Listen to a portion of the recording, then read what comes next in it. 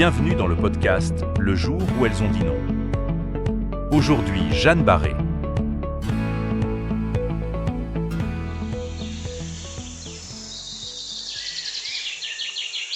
Jeanne Barré naît en 1740 en Bourgogne.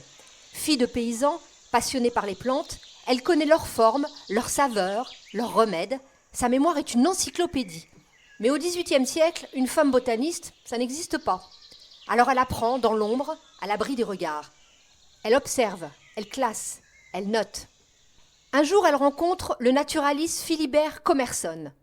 Elle lui devient indispensable et il reconnaît en elle un génie silencieux.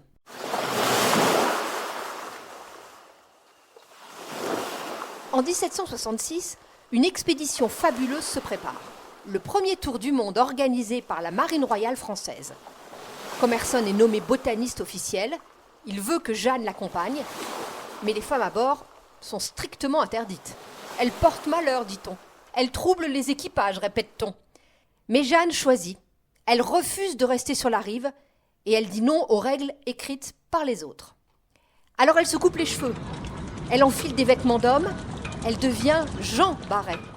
Elle franchit la passerelle du navire, le cœur battant, mais le regard sûr. Une femme déguisée parmi 300 hommes. Personne ne doit savoir.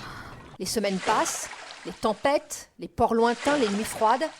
Elle collecte, elle herborise, elle observe, elle porte le matériel, elle soigne Commerson qui est malade et elle devient l'âme invisible de l'expédition. Un jour, dans les îles du Pacifique, son secret vacille. Sa présence, son corps, sa voix, tout est découvert, elle est démasquée. Mais malgré les protestations et les humiliations, elle continue le voyage et elle va devenir la première femme à faire le tour du monde.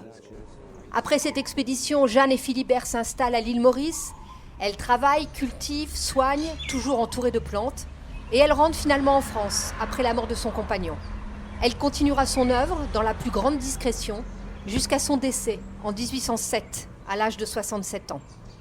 Le jour où Jeanne Barré a dit non, elle n'a pas cherché à devenir un symbole. Elle a juste voulu exister, autrement que dans la case où on l'avait rangée.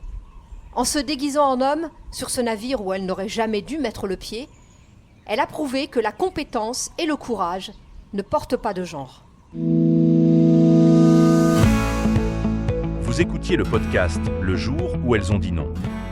Rendez-vous au prochain épisode pour une nouvelle histoire de courage.